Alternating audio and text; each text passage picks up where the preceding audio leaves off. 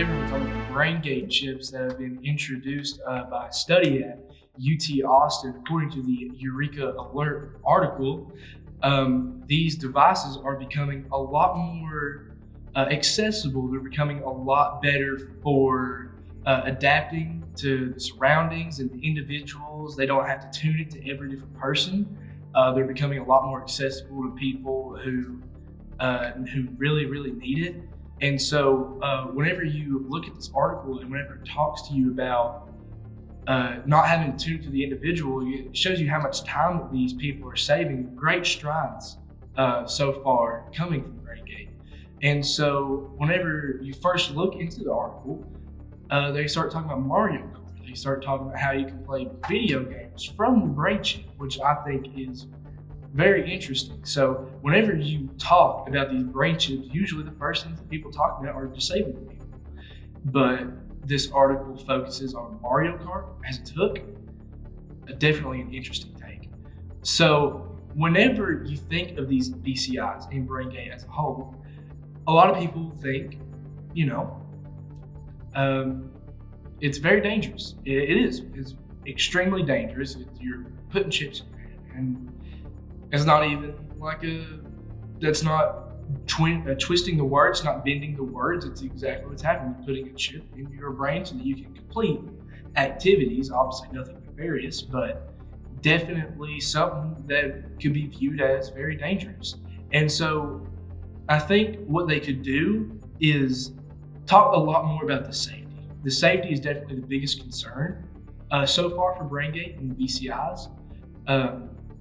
Because think about it. Do you really want your kids using this? Do you really want this to be something that your doctor wants your kid to have?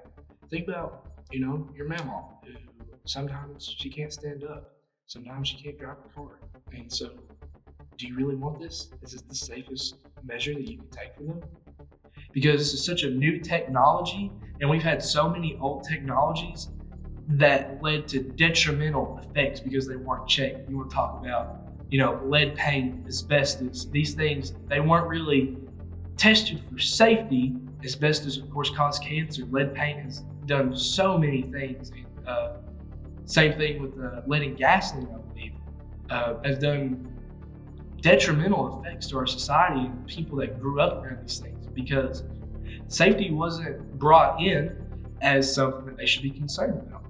And so, but a lot of people think that it's just going to be rich people using it, or it's just going to be people that really need it.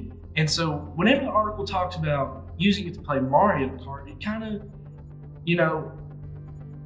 makes you, it instills confidence in you, because that means that they are using it well enough and they've mastered that article of, or that element of, helping out disabled people and helping them use motor functions and do basic things throughout our society, so much so that they can worry about video games and stuff like that. But we don't know that. For all we know, that could have just been a wasted experiment. And so trust and safety, and those are my two biggest points whenever it comes to BCIs, is that there's no doubt that these things are possible. There's no doubt in my mind that these can become one of the biggest things that our society has ever participated in.